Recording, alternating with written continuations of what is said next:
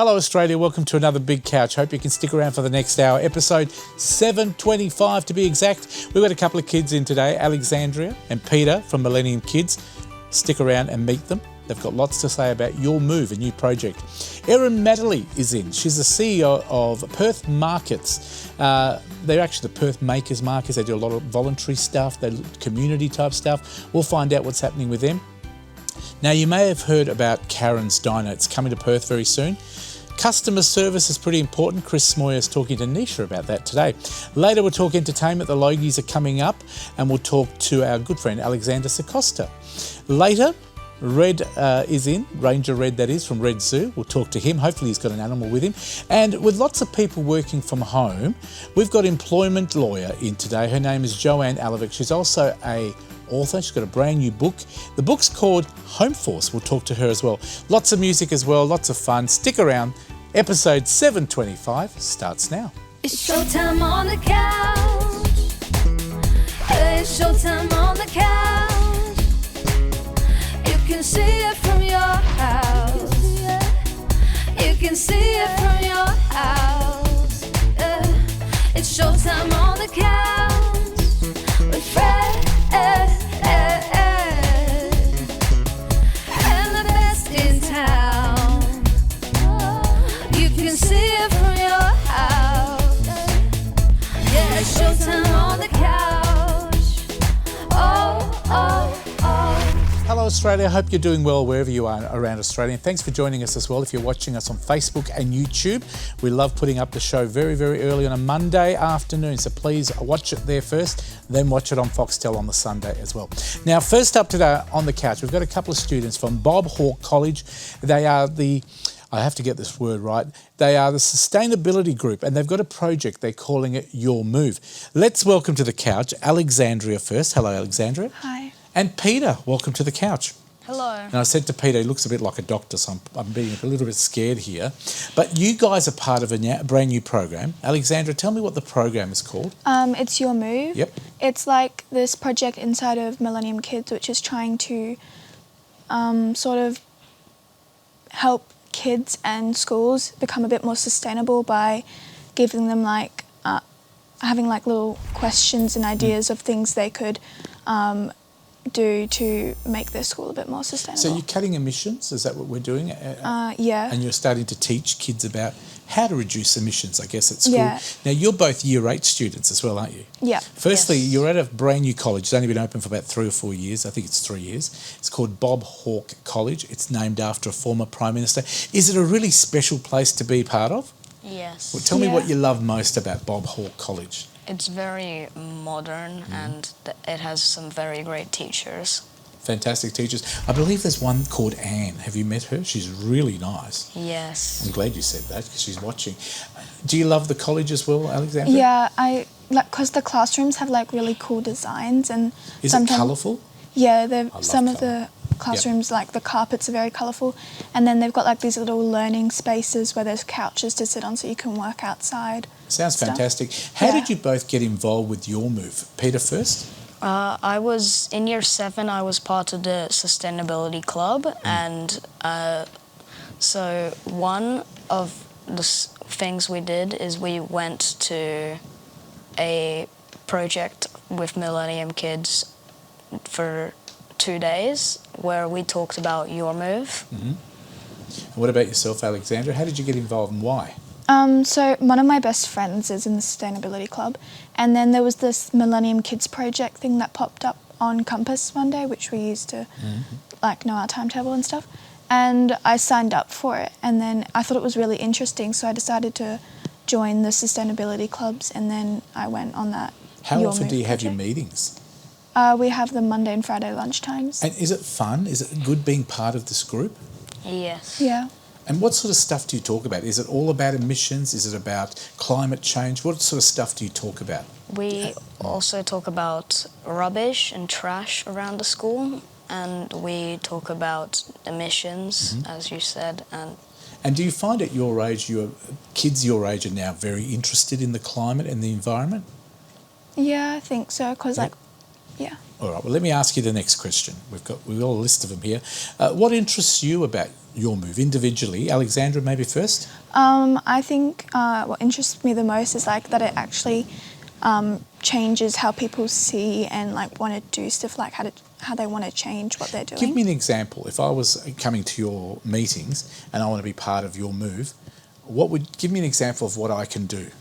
Well, you could think of things like that you do yourself, like in your day-to-day life. Give me an example of something you do that you've learnt about that you can change. So my family and I, we used to go bike riding on Saturday mornings, and we would go collect like plastic bottles and cans, and then bring them to like a place where we could swap it for like Recycle. Yeah, change and stuff. And we thought that was really good because we could do exercise and do something better for the environment. That's a great idea, great move. And what about yourself, Peter? What have you done to change your way of living? So, I live in an apartment. In our apartment, we have a bin room, and Is that so you can separate the type of rubbish? we separate the stuff because in the recycling bins, tons of stuff that shouldn't be there is there, and we collect bottles and cans like Alexandra. Alexandra does. Sounds great. Do you think a lot of kids your age and are getting really involved and want to make a change to the environment? Yeah, I think so, because they're going to lead on the Well, future. you're going to so- inherit it all, aren't you? Yeah. And is it pretty? You have to be pretty responsible, don't you reckon? It's a pretty important topic these days. Yeah. Because if we destroy the environment, what's left in the future is going to be pretty bad, isn't it? So, well done. I've got another question for you. I wanted to ask for some stats, and I think Peter, Dr. Peter, if I can call you, you've got some stats for me.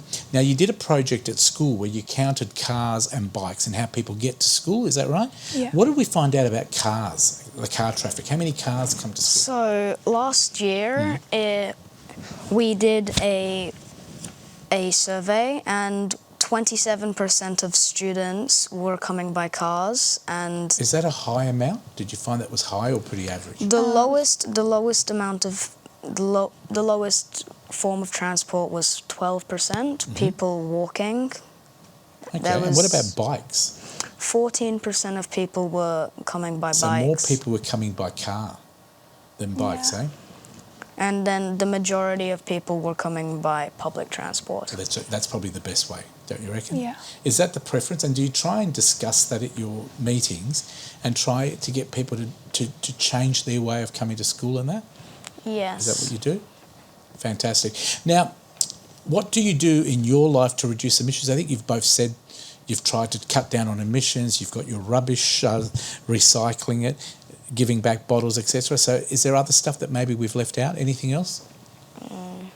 No, pretty much covered it so far. Yeah. All right, and my last question to you is, what do you want to achieve with your move individually? I want to achieve like less car congestion around the school, because around the school there is All the parents queuing up to take their Yeah. kids, pick them up from home, Yeah. take them to school, pick them up. Yeah. So, and how are you going to do that? Have you worked out a plan yet, or are you still working on it? We have created bike on tea days. You basically, if you bike to school on Tuesdays or Thursdays, Yep.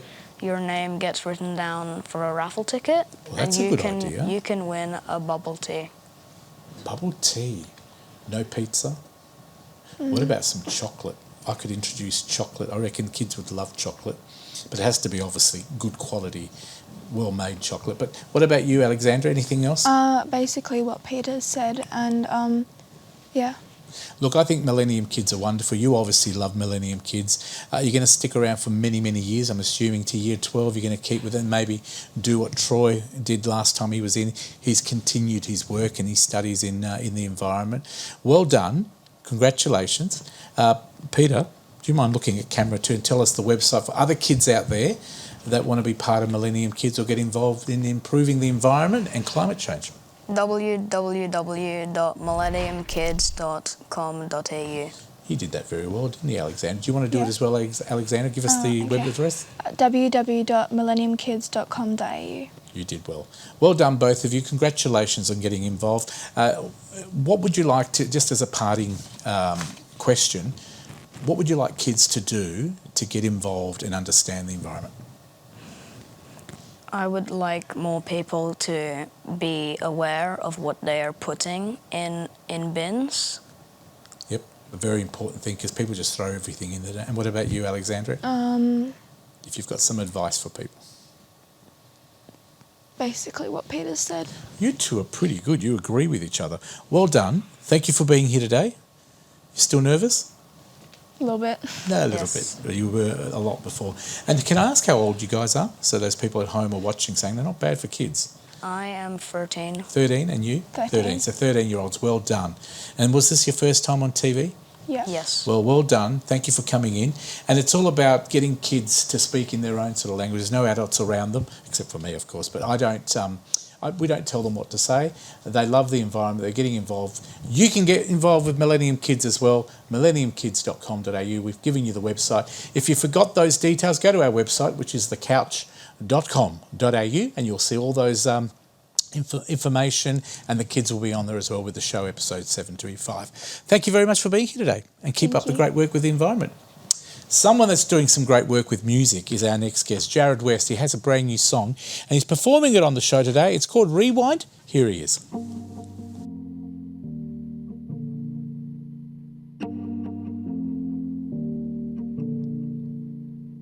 I need you here, but you're not around. Your name should ring a bell, but there's no sound. If only you could hear me now. Just give me a chance to make you proud. At least I hope it was all to decide to leave a child that's barely alive. I wish I could look you in the eyes, but I know all I can say is why. I think about it all the damn time. I lie awake and replay my whole life. Can't we just fast forward till I'm feeling fine? I'm sick of just rewind. I'm sick of just rewind.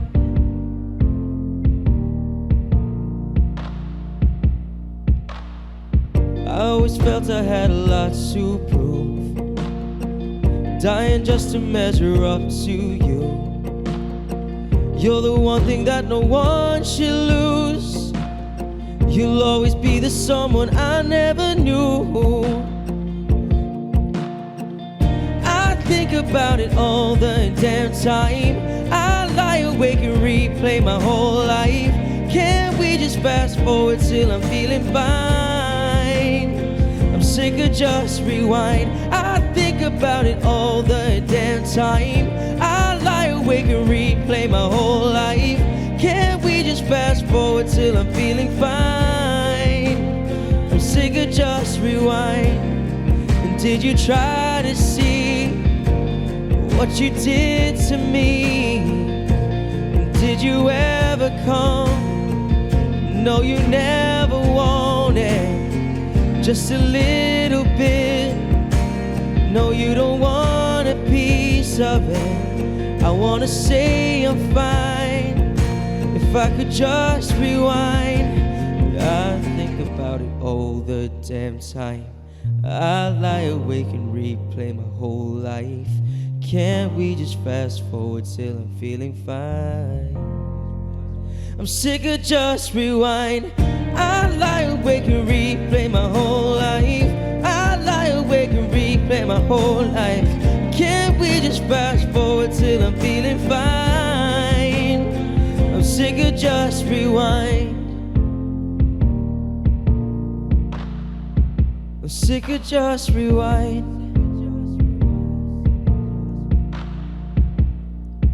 I'm sick of just rewind. Thank you very much. That is, of course, Jared West. Thanks for being with us today. That is a fantastic song called Rewind. Now it's time to move forward. Nisha's got a very special guest and some special markers coming up. Let's talk to Erin. Over to you, Nisha.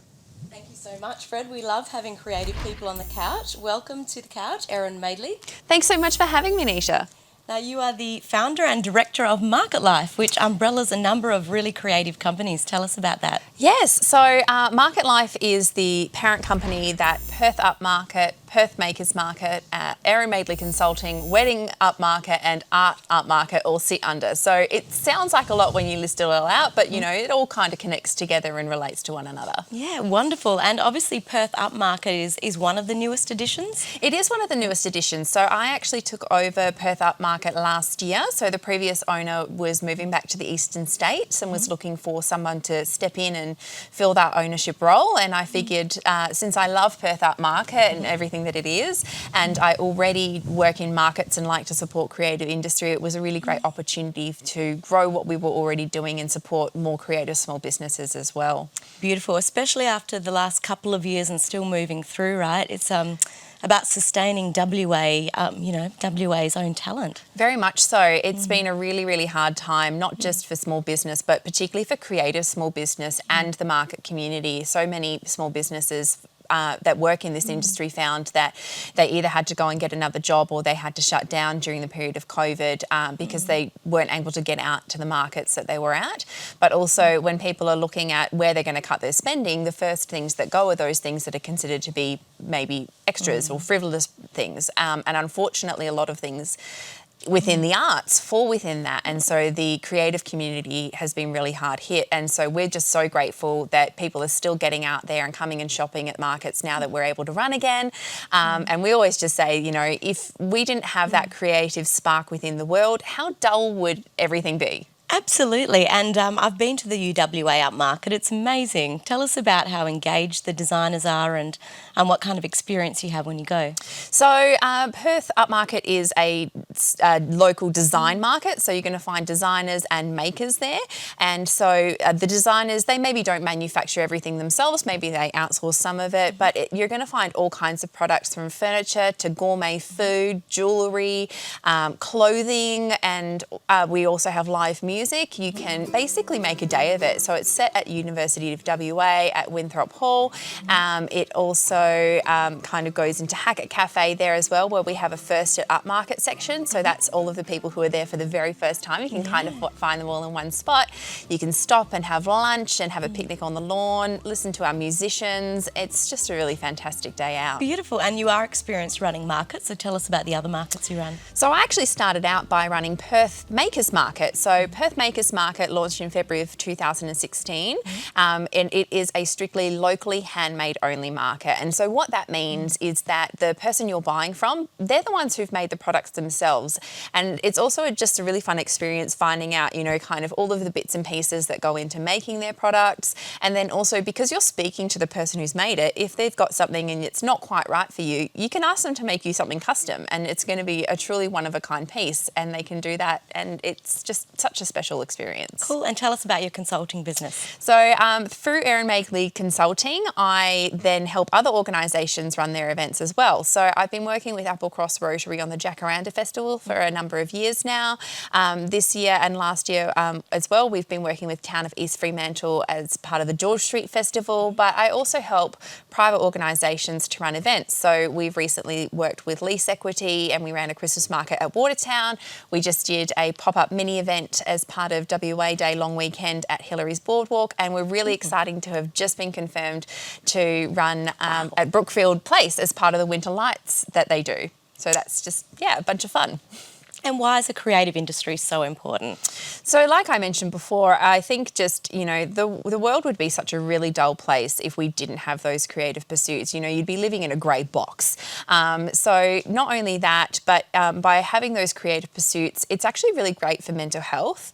And by curating a space around you that reflects you and your personality, you're going to find yourself more comfortable. And it's a really great way of expressing who you are. And then also for the creative industry, you know, we have so many talented people here, and being able to support them means that they can actually make a real go of it and run as a business as opposed to just a bit of a side hustle or a hobby. And there's nothing more gratifying to me than seeing people who are able to take their talent and make a living from it. You are such a lovely person, I can tell. Where do we find out more? So if you want to learn more about us, you can go to the Perth Makers Market website, which is perthmakersmarket.com.au. Same with also we've got perthupmarket.com.au, or if you search for Perth Makers Market, Perth Up Market, or Erin Madeley Consulting on social media. Fantastic, Erin. That's such a lovely, lovely group of companies in a world that needs more creativeness. Oh, thank you so much. And we look forward to having you on the couch again soon. I look forward to being back. If you miss any of that I'm so creative now, you can go to thecouch.com.au or, of course, our Facebook page. But for now, it's back to you, Fred. Thank you, Nisha. And Erin, I think markets are such a special place. I haven't been to one for a very long time, but I used to love what Sydney and Melbourne do. There's so much fun for the kids. There's plenty of food, plenty of shopping. And I think it's nice for people to get back to that sort of thing as well. If they haven't been to the markets for a while, check out Perth Makers Markets and all the other markets that Erin runs, because I think it's fantastic. And also, Erin, with your consultancy work, people can come and see if they've got something they want to promote. Absolutely. Does it have to be markets, or can it be anything? Anything. So we're all Events? about supporting creative small business and events, and we try and do that however we are able to. Love to. And do you have your own stalls? Not currently. I currently wouldn't accept my work. My hobby at the moment is pottery, but I haven't been doing it for long enough that I still find things wrong with it. Look, you don't have to worry about that. I used to love pottery, but I was horrible at it. So I used to wait till everyone went home, and then I used to take somebody else's pottery and engrave my name. And I tell you, I did really well. I got an A in art. Well, for me, it's just, it's about having fun. So that's what I enjoy. Keep up the great work. It is a lot of fun. Thank you very much to Nisha and to Erin. And please check out the website, as we say, thecouch.com.au. All the details are there. We'll take a quick break. Coming up after the break, Karen's Diner and Entertainment at the Logies after this. Well done.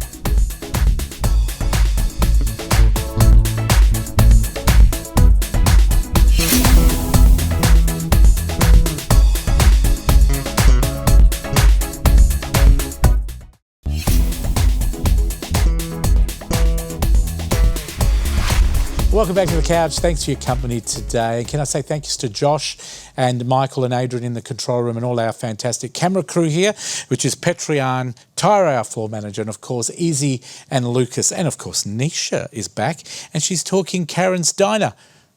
Let's get on with it. Did I do that right? Thanks so much, Fred. You did that very well. Well, hurry up, stop talking, get on with it.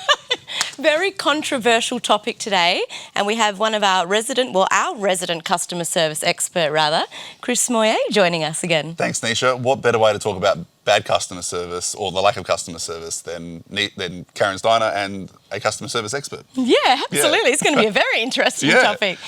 So Karen's Diner, people have probably heard of Karen's Diner, but for those that haven't. Yeah, look, it's coming to Perth, and it's done very, very well over the eastern states. And I'm kind of really watching this, and I'm probably analysing it more than the regular punter does when they go into a restaurant. But basically, for those who don't know about it, it is a restaurant that delivers poor customer service. That's what they're all about. That's hilarious. So we know don't be a Karen is a very common saying amongst the kids these days. Yeah, so it's on the back of the Karen of sort of 2020, 2021 about the person who always wants to see the manager. So I think they've sort of got Karen as the figurehead of the diner, as someone who loves to complain, but the diner is all about the staff making your experience as miserable as possible. So they are becoming famous for poor service. Oh my goodness! So just as Fred introduced, then is it at that level, or is it? Yeah, no, it's pretty bad in terms of some of the footage that. I've seen a bit of footage, and I've even heard a few other interviews of some of their staff actually doing some interviews on the radio. But we are looking at some footage now, and you can even see there, they're on the phone talking to their friends. They roll their eyes. I think there's one in a moment where they're sort of like tapping. She throws the menus down. They're tapping at the desk when they're waiting for them to do their orders. So it looks quite theatrical, doesn't it? And there we go. And exactly right. And that's the interesting thing, that this is absolutely a theatrical experience. Oh, gosh. No different to when you go to a comedy show or a stand-up comedy segment and they pull the mickey out of people. So it is a theatrical experience. And why I think it's so funny is because, normally, and we've talked about this before, Nisha, the stereotype of generally poor service if you can break the stereotype and give great service, that's what makes a business do well, Yes, right? yeah, so, but in terms Mm. of differentiation, exactly. So what they're doing is they're saying, no, we're going to stick with the stereotype and offer very bad service. But I don't know. I mean, you know, I don't know if this is a good thing or a bad thing. I think... Well, are people going to mimic and learn? That's what I worry about, I guess, the comparison that's drawn. Well, I mean, we can talk about other businesses in a sec, but I guess, you know, the reality is, and I've seen a few people, especially in Perth, have some very brutal comments about this, saying, you know, why do we need Karen's Diner to come here with poor service? I get poor service everywhere. So Well, this might make them look better, right? This is a good thing. It could do that. It could definitely make, you know, some of the businesses look better. But in a way, you know, you do wonder whether this Karen's Diner, whilst it is theatrical, and people love it because, you know, they engage in, you know, pulling the mickey out of each other.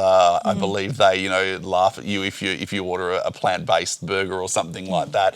But it is interesting whether in real, is this restaurant, have they actually discovered the loophole to get out of delivering good service? Yeah, just not giving it. How do you? Well, that's right. But they figured out a loophole. How do you complain? How do you offer your opinion if you want to give some feedback to the manager? They must have a caveat, because imagine if you didn't know what it was and you walked in. That would be, you know, what the whole concept or philosophy of the restaurant Well, you'd was. hope so, if someone walks in and didn't know what they were expecting. So, you know, I think I think it's going to be great to see from a theatrical point of view. But I think also, you know, it will be interesting to sort of, but also I think it's interesting if customers are told, you know, when you play along with it, you know, I shouldn't complain. Would this potentially make customers reassess what they complain about? I mean, you know, if you go to a restaurant that has pretty much a zero complaints policy, don't tell us, we don't care. Yeah. Obviously you can't. Now that's in theatre. But would that make you think when you go to other diners or other, you know, restaurants or cafes, you know, am I being, you know, as they say, a bit of a Karen? Am I complaining too much? And do you know what's interesting here is expectations, because if you go into an establishment, you expect people are going to be theatrical in the sense of being rude in this instance, you might not get upset because you know the intent. Well, that's right. So maybe other restaurants should exactly. say their intent. That's right. So maybe what you're saying then, absolutely, and I think we all know when someone is acting. So I guess so what's your feedback, Nisha, or what's your advice? Are you saying we should anyone who's giving poor service do it, but in a theatrical way to get away? No, I'm saying from a mental preparedness. I'm putting my Yeah. psychologist hat on here. If I'm mentally prepared that I'm going to walk into a restaurant and it's going to be that level of service, then I know the intent is good because they're doing it on purpose. Whereas if they're doing it not on purpose, so they're just bad. But what I was then thinking it's about trouble. in preparation for this, I was thinking about, you know, budget airlines, for example. You know, you might Pay for not what you get. complain, you pay for what you get, Yeah. for instance. And that's not necessarily also saying that you can get away with poor service either, because service doesn't cost anything. Remember that. But Yeah, that's true. But having said that, you know, I don't know what these people are charging in terms of, you know, for their shakes and burgers and things like that. But I think, you know, at the end of the day, if you're putting out some good money for your food, you know, you certainly, you know, want to get given good service. So I don't know whether, I mean, from what I understand, it hasn't backfired. They should do a study and look at the personalities of people that enjoy going there versus not. I'd love to see the personality types. But that you know, attract look, us to go in. I'm actually going to go and have a look. I definitely am going to. I think I'll go. But I think also other businesses should probably go as well, because I think you know, when you look at good theatre, even just like looking at that footage that we just saw a moment ago, I think, you know, if you can pick up what are the things that they're doing that's bad, reassess whether your business does the same thing. So, for instance, you know, like, you know, she was tapping her hand on the desk there, on the table, basically waiting for the person to do the order. You know, if I had a cafe, I'd be looking at that footage and saying to my staff, do we rush our customers when they're ordering? You know, how do we make them feel when they're reading the menu? Do we pressure them at all? So I think sometimes you can. For those businesses who, because I'm sure people aren't watching this on the TV now, they're not thinking, oh, what a great idea, I might get into that. I think let's let Karen's Diner take it, have the glory, and make this theatre thing amazing. But I think for other businesses, I don't think we should get into the habit of just delivering poor service. So I think it's worth them going. So that's your advice, right? Oh, yeah, don't be like Karen. Don't where am I? Don't be like Karen. But no, definitely to go and have a look and see what they're doing and make sure that they're not doing that themselves. Wonderful. Chris, that was a nice topical one today. Yeah, look, we should do a segment after I've been there. Maybe we do like a restaurant, Yes, review of that Karen's would be Diner. fantastic. Yeah. Oh my gosh, time goes so fast. It's always such a pleasure having you on the couch, and we will do that afterwards. I know Fred's looking forward to hearing that feedback as well. Where can people find out more about you and make contact if Absolutely. they'd like to? Head to my website, chrissmoyer.com, or direct email chris@chrissmoyer.com. And maybe even if you want to send me some emails of what I should ask at Karen's Diner when I go there, let me know. Awesome idea. Thanks so much, Chris. Pleasure, thanks. And of course, if you missed any of that, as usual, you can go to thecouch.com.au or our Facebook page. But for now, it's back to you, Fred. I did that nicely too, by the way. Thank you very much, Nisha and Chris. Chris, why would you wear stripes on a TV show? And Nisha, I couldn't even see you there. You blended in with that green dress. Oh, my God. They do that. Karen, and do you know what else they do? Once your credit card gets approved, they go, oh, surprise, your credit card didn't bounce. And things like that. But I'm wondering if children, Chris, will be the one, whether they got a set age group. Could you imagine kids thinking, is this the norm? We can do this at home. Yeah. Could you imagine, Mum, get the dinner to us quicker. I don't want to eat this rubbish. Yeah, the role modeling's risky, isn't I it? want to know how they got trained, though. I reckon Pauline Hanson should be brought in as a special guest, Jackie Lambie. They'd make millions for that business. Look forward to going down there. You organise it, we'll come. We'll. Nisha can Let's do do it, camera, let's do it, yeah. and I'll do audio, but we'll get a free meal. I reckon we can give as good as we get. And that's apparently the plan. great. That's what they Exactly. want. Yeah. Well done. Thanks for bringing that to us. It's wonderful. And Chris, we'll be back in a few weeks' time with another topic. Thank you, Nisha. We'll see you very soon on the show. We'll take a music break now. We've got a wonderful opera singer. He's probably, I reckon, one of the best here in WA. His name is Paul O'Neill, and he's singing a song called Nessun Dorma. I thought it should say Nessuno Dormi, which is no one sleeps. But here he is, Paul O'Neill.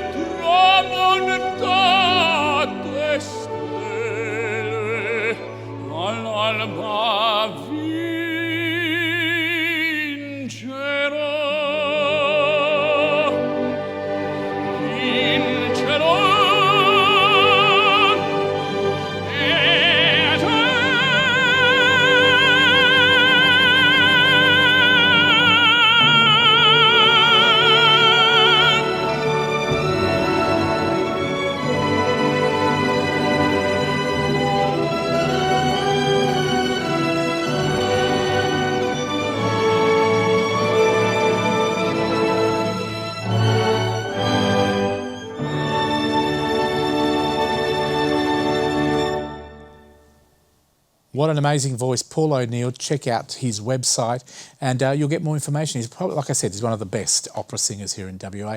Now, the Logies are happening tonight as we record this program, and with us to talk about all things entertainment is our very own Alexander Sacosta. Welcome back. Thank you, Fred. Always a pleasure to be here. And I love the Logies. It is amazing, but you know what worries me a little bit about the Logies? What? I think they've lost their charm, because I've heard just today, Yes, go on. through Channel 9, that broadcast that from the Gold Coast, Yes, yes. no alcohol. Really? No alcohol. They've made a change Oh, because you know how such a people long get into ceremony. trouble and stuff Yeah, like but that's what made it fun. That Yep. was like, it made it Well, an Australian awards I mean, show. I have no problem. People shouldn't get drunk. Yeah. But I think the alcohol, bit loose. they're adults. They should have left them alone. Yeah. And also, a lot of the nominees are people I've never heard of before. So I know, because who's of even the- heard of these? Sonia Kruger, Yeah. Tom Gleeson, Hamish Blake. Well, nobody watches Who are Seven. they? That's right. If only people knew what the number Carl 7 was. Stefan something, Nick? He'll I win. don't even know. Carl Stefan. He's already won one. How many more does he need? I reckon he'll win again.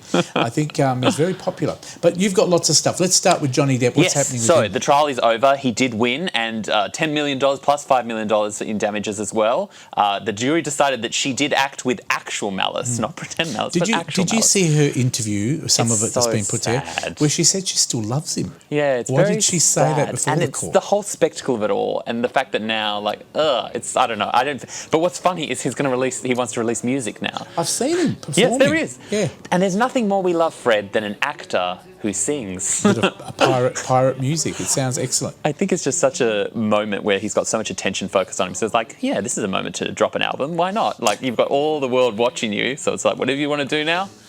Has he got a good voice? Because what I heard on the news, it wasn't the greatest voice. I think, like I said, actors who sing is a very interesting thing. There's singers who act. Think of singers who act. Well, he's not quite Kylie Minogue. And is she? Or Jason Donovan. Exactly. So I don't know. Look, I'm hearing I a mean, little he's bit fine, there. as like anything, but it's just such an interesting career move to make because obviously he's an actor. Good on him. He's obviously got plenty of money. Oh, he's going to get he another is set. 15 million from his ex-wife. So well done. She's appealing. What's happening with Britney Spears? She's got married, I Britney believe. Spears got married. How Britney Spears. wonderful is that? And she was waiting to get married because obviously she was under a conservatorship from her family. So finally she was out of that. It's only been quite a few, 7 Has months. she been married before? Yes. So yeah. she did sing the song, Oops, I've done it again. Yeah, you could do that. I could be a singer too. Yeah. So what's happening? Was the wedding good? Very popular. It was a nice intimate ceremony, so no family were there, just A-list celebrities, which is what you want. People like Drew Barrymore, Selena Gomez, Ansel Elgort, Madonna, so you know the music was terrible. And yeah, I think it was a good day. And her first husband, who she'd married for like 24 to 48 hours in Las Vegas or whatever, Yeah. he turned up and like was on Instagram Live, like walking around like before the ceremony. Did she invite him? No, he just Oh. turned up. It's crazy. You'd think you'd have Security better things to tackled do. him and took him out. But you know what? Congratulations to She her. She's married- been through a lot in the last 12 Yes, months. that's right. Sam Asghari, who was one of her backup dancers. Beautiful. As long as she's happy, that's all that matters. That's all that matters so now. Congratulations to Britney Spears. Yeah. Rebel Wilson. We might have a This wedding is there as well. Very interesting. What do In you think? 2022, to have this kind of media behaviour is very bad. It is bad, For isn't it? the Sydney Morning Herald, it affects all of the Now, journalists we're there now. talking about the fact, for those people who haven't followed Yeah. it, she came out and said she was gay because she was being well, threatened, she had- basically. Yeah, they were going to write an article about her, and that's a nice photo of her there. And they were going to reveal, and they said, you've got like 2 days to tell us, Correct. give us the story, otherwise we're just going to write it. So she obviously took control of the narrative, went on her own Instagram Well- and did it. But she was coerced into doing it. This isn't something that she planned on doing. No, she I just didn't heard. want her story to go through a tabloid, which is very fair. I guess you want it in your own words. If you're going to tell your story, Yeah. it needs to be your words, your story.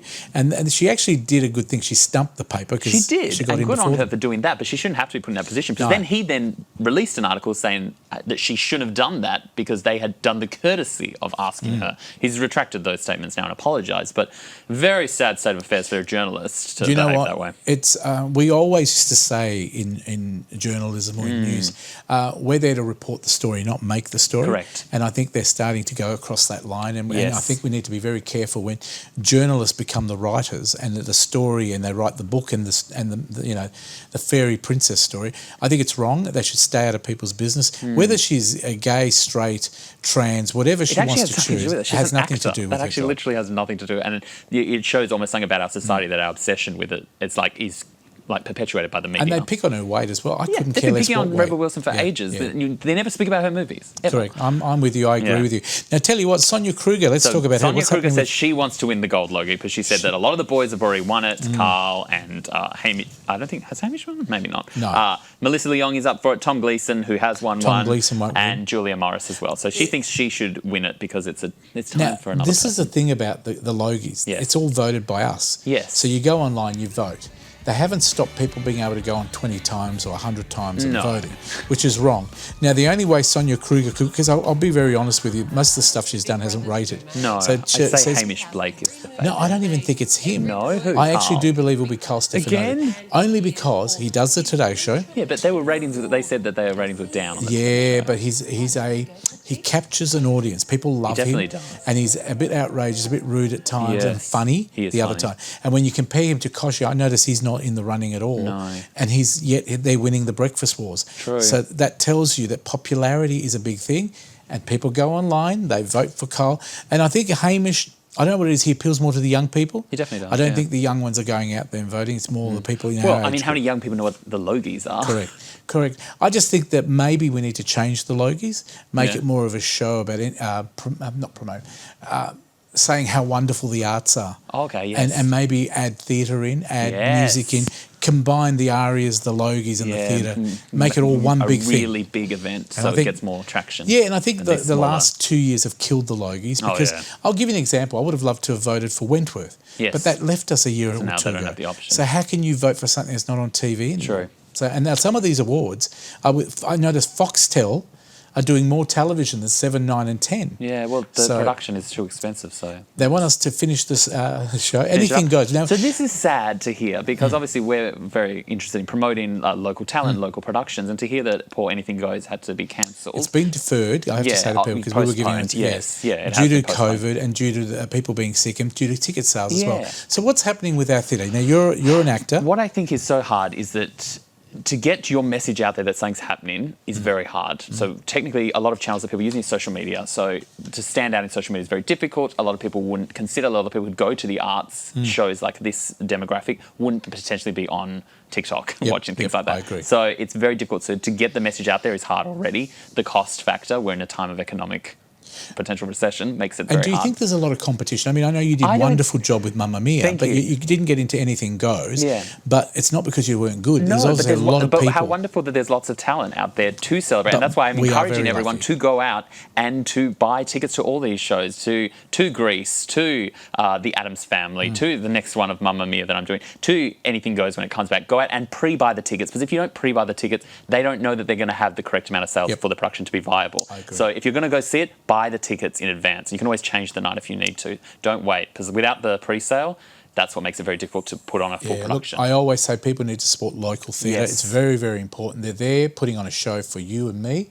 And unless we support the actors, the production companies, 100%. The theatres, you know what do we want to do? Close everything down and then we'll be whinging there's nothing in Perth. We keep saying there's nothing to do. Exactly. There's all these things. They're trying. So are you in something new? Mamma Mia, huh? Mamma Mia again, That's the new, is it the next story? No, it's not. They never made a musical about the second movie. It's just Mamma Mia. It's a shame. It's a shame. But I'm sure you do a great job. Thank you for coming in today, as always. A pleasure, Fred. What's your email address? You can get me on my website, alexandersacosta.com.au. Always a pleasure to have you here. We'll catch up with you next few weeks. We'll take a break. Coming up after the break at Red Zoo, we talk to Ranger Red. Stay tuned. Well done.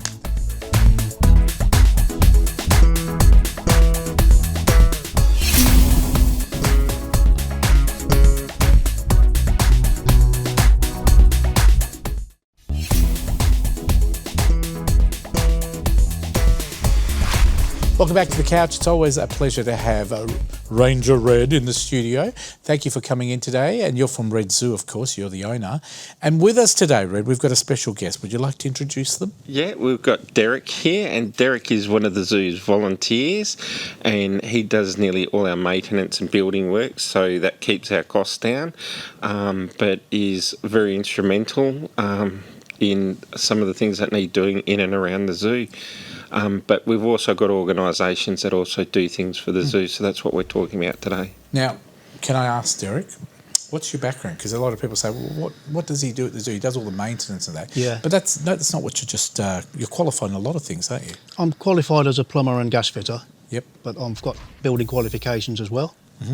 And also interested in wildlife conservation and stuff, so the whole lot comes together. Fantastic. You reckon you'll ever be a trainer with the animals? No. Or are you going to stay away from that? The lions apparently are a good thing, but... Yeah, I bet they are. People... Here, I'm trying to get that segment of mine going, the lion feeding. It's not that I don't want to do that, it's just because everybody wants to do that. It would be good. You'd do it once and never again. Yeah, but you wouldn't have a maintenance person then, would you? Exactly. And you know what? I guess we've got you in to also say thank you to the volunteers, people like yourself. These days, businesses don't have the cash flow as they used to have many years ago, and some of them have never had it. And when you employ a lot of people in an organisation, it's very expensive. And to have people like yourself that have retired in somewhat or only work part-time, you've gone back to Red and basically you're helping them out with a very important job. Is it a full-time job that you do there with maintenance? It could be, but I volunteer at other places as well. Well done. And no wildlife establishment could survive without volunteers. No, you're very right. And we've all been there. We've all been volunteers. But it's enjoyable. What are some of the values for people watching that want to maybe get involved as a volunteer? What do you get from it? Well, you need a reason to get up in the morning, not think, oh, what am I going to do today? And I get so much enjoyment from building stuff and helping and seeing what happens with the animals when they get to use all these things and just improving the place. There's a lot of benefits to everybody, isn't it? It well is. Done. Now, these boxes that we've got here, I don't know if Derek or yourself there, Red, want to talk about it. These are bird boxes, aren't they? Yeah, the boxes you see here are kindly built for us by the Men's Shed organisation. It's actually the Men's Shed at Baldivis that specifically build us these ones. But obviously, Men's Sheds build nest boxes for different organisations. I know the ones that build the possum boxes for Kanyana that people can purchase to put in their yards to stop the brush-tail possums getting into their ceilings. And Kanyana uses that as a fundraising exercise and that. But to buy something like that in the shop, they're anywhere $50 upwards. So I was going to say about $100 because a lot of work's involved and they're very solid. So again, that helps keep our expenses down because that's one less purchase we have to make. I've got a big one here. I might get one of our crew, if you don't mind. We'll pop that up on my desk. The reason why we didn't put it up before because you wouldn't be able to see me. It's actually bigger than me. What's this one here? So that one could be used either for one of our possums. It's used for our larger cockatoos and whatnot, where the smaller one there's used for our lovebirds. Fantastic. Now, you get these for free, don't you, from the Men's Shed? Yep. So we give them a couple of family passes and whatnot. What a wonderful tradition. They're also able to source the materials and that. So did we want to give them another plug? Where are they in? So that's Men's Shed Baldivis, and I believe they've just moved to new premises and that. But if you Google it, they do have different open days and that. And just like volunteering at the zoo, it's a great outlet for the people that go to those places. Talking about volunteers, because it's not just maintenance people, electrical type work. What else can people do as volunteers? We've got volunteers that come in to help chop up our fruit and portion it out and that. We've got ones that collect browse and make enrichment items that the animals need to keep them occupied. We've got volunteers that go out with our keepers on educational displays and our mobile displays and our event displays and whatnot. Just talking about staff, Red, how many staff would you have that actually work at the zoo? We've and how got many 12 volunteers? paid staff at the zoo. That's quite a lot of staff for a zoo. And that is part-time, full-time and casual. And all up with your volunteers, how many people would work at the zoo? With our insurance, we're allowed to have 20 volunteers at a time. Wow. And that's probably still not enough, I would say, at times. It would be great to have more. Yes. And I guess the hardest thing is the amount of people that ring me up, and I'm not allowed to have, or myself and a lot of organisations, again, because of insurance, we're not allowed to have anyone under the age of 16, where I can remember I started my first volunteer gig when I was 10 years old, where you can't get away with that now. Yeah, look, so much has changed in life. I think kids would love to be there. And I think also younger kids they are such mentor roles for other kids. When kids see people their own age, they start to say, well, I can do this as well. So it's a shame, but 16 is not a bad age as well. How's the zoo going? What's happening at the moment? Because I know school holidays are coming up in July. Is that right? July, yes, August? they are. So school holidays are coming up. At the moment, we're just getting ready for our crocodiles. If on pending approval and the fact that the enclosure is meant to be installed in the next 3 weeks. Is there a lot of rules? I'm assuming there is in regards to fences and gates and everything. Are you going to get Derek to look after that? My little granddaughter loves crocodiles. She's only 2. Yeah, well, I wouldn't let her stand She wants to behind pat you. them. I tell you what, poor Derek's thinking, does Fred want me to eat eaten by a lion? I tell you what, lions and crocodiles are my scariest animals, I think. But see, I guess because you work at the zoo, you see them all the time. Have you ever read, I know you've done other things apart from over here, have you ever been in danger with animals yourself? I can remember a situation being in Sydney and being in with some brown bears and we were feeding them sugar cubes and then them telling me an incident that had happened when they'd broken through a fence before and how and by what means I had to use to get them back into their enclosure while I was standing there having a brown bear lick my hand that had a sugar cube on it. Oh dear, scary. But you know what? You're fully trained. You know what you're doing. Tell me about the zoo. Where is it and what times is it open? We're open 9 to 5 holidays, public holidays and weekends, 10 till 4 during the week, and we're in Pinjarra behind the Pinjarra Golf Course on Sanctuary Drive off Sutton Road. Lots of kids' activities, lots of school activities, tours, etc. You cater for everything. If people want to find out more about the zoo or maybe buy some tickets to come down there, what's your website? Go to redzoo.com.au. Derek, thank you for coming in today. Keep up the great work. People like you make things happen. And if we didn't have people like you that volunteer their work, we'd all have to close down. So well done. Lots of our crew are volunteers, so I know how important they are. Red, as always, you're looking good. The camera doesn't lie. Trust me, you're doing a wonderful job. You can take that any way you want. You ever wanted to feed an animal? Anyway, thank you very much. Keep up the good work at Red Zoo. We hope people come out and support you. And we look forward to having you back. Maybe you can bring a crocodile in next time. I'll be in the other room, but you can I'll be right behind you, mate. Yeah, exactly. We're going to take a break. Be back with more of The Couch right after this. Thank you. Oh, I tell you what, I'd love to have a crocodile. I've had a little one. Connect with The Couch online through Facebook, Instagram and YouTube.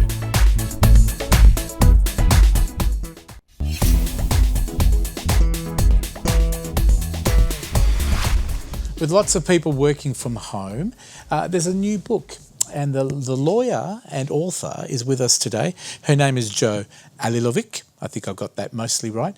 And she's talking to our very own Nisha. Over to you. Thank you so much, Fred. We're joined on the couch by Joanne Alilovic. Welcome. Thank you. It's a pleasure to be here.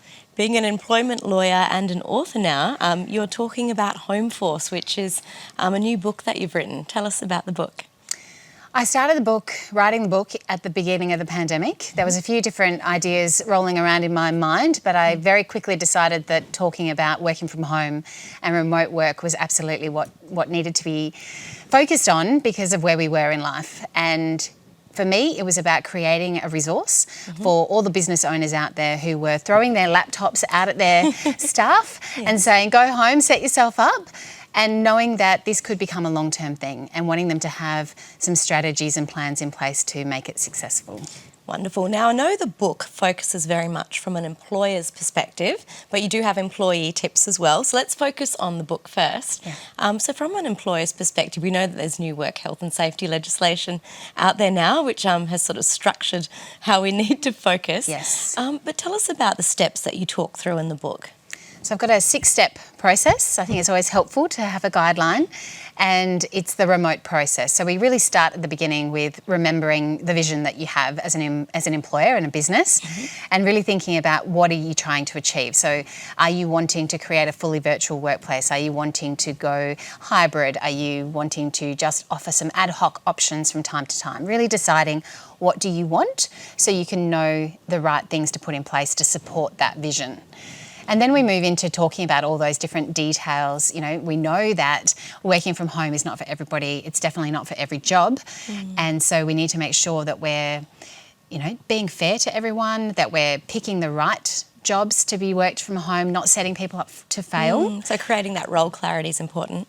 Very, very important, yeah. And so that's probably one of the 3 things that I say to employers, have a really clear job description, look at how remotable it is, make sure you've defined in their contract what that arrangement actually is, and also have a really good policy around, whether they are allowed to work all the time from home, some of the time, what tools and equipment you'll provide to them, how are you going to look after them from a safety perspective. So having those foundations really nice and solid. Wonderful. And I don't think a lot of employers probably didn't have the time pre-COVID to get this in place. Is this something they can do now? Absolutely. Yeah. Please do it now. I think if you want to have a successful long-term working from home hybrid arrangement, whatever it is, you've got to set the expectations. So what is it that you actually want people to do? What do you expect of them? We hear so much about people not performing at home. So we need to know, do you, you still need to meet the job outcomes. So what are those job outcomes? Wonderful. And you have your own practice. So are you seeing a lot of people coming in and asking questions around clarity or any particular issues that are coming up perhaps around working from home? Yeah, the biggest thing that I hear from the clients that I'm working with is around the training and support. So that's, kind of step 5 in the process, and it's really around setting people up, those who are working from home, making sure you've got a nice setup and that you're functioning, and then also the managers. So a lot of people are saying, our managers were probably struggling to manage to some extent when people were in the office around them, and now we're putting them all everywhere and they're having to manage through a screen and a telephone, and they just need some extra support. Yeah, and Fred last week was talking to another one of our guests, Paula, and brought up a very good point around, mental health at home too. And I think that's something that's important to consider, how you can measure people's baselines, right, at home. Absolutely. It is so important. Some people overwork when they're at home. Some people underwork. They feel disconnected. So really knowing how you can connect, how you can communicate, having that role clarity, all of those things are so essential. Wonderful. And you've also written an article recently that points more to what employees can do. So you've got 5 tips. If you can quickly run us through those. Sure. I think we start with knowing what is expected of you in terms of who's paying and who's providing. So are you providing your own equipment? Is your employer paying you anything? Then there are questions around the hours that you need to work. Some people want to work more hours at home because I don't have to commute. Yes. But then they overwork. So it's being careful not to do that, look after that mental health factor. Have clear boundaries. Have very clear boundaries. Knowing that your hours of work are your hours of work, and if you are working those extra hours, then maybe your employer needs to be paying you more for them. So being conscious of that, and also thinking about, and knowing what your employer is doing in terms of surveilling you at work and at home. Yeah. Wonderful. They're all great tips. And where can people find out more if they'd like to ask you a question, perhaps? If they want to know more, they can find me at 3dhrlegal.com.au. Wonderful. Well, it's so lovely to have you on the show. And I have to say, when you get an employment lawyer who can talk so articulately to such a current topic, it's a real blessing given the environment we're in at the moment. So, we do encourage you to obviously get in touch with Jo if you've got any questions. But it's been a pleasure having you on the couch. Thank you so much, Nisha. And if you've missed any of that, of course, you can go to thecouch.com.au, alternatively our Facebook page as well. But for now, it's back to you, Fred. Thank you, Nisha. Thank you, Jo. And we've got 2 books to give away. Check out our Facebook page tonight, being the Sunday night, and we'll actually have them on there, how you can win them. Jo, what a wonderful job you're doing, because I can see other lawyers ringing you for advice, but also employers. Buy your book. Buy this book and give it to your staff that are working from home. It could save a lot of questions as well and introduce the topic a lot easier than what sometimes employers can do. And who better than a lawyer to write a book? Well done. Thank you. Is there another book coming soon? I'd love to. We'll but wait not for too that. Soon. Well, please go out and support the book, and it will be available at all good stores, good bookshops, maybe Dymocks as well, you never know. And we'll see you next week on The Couch. It's just about it. With no more time. Sorry about Mars Garage. We'll try and get them on next week's show. We'll see you next week as well. Have a wonderful week, Australia. Keep smiling. Bye for now.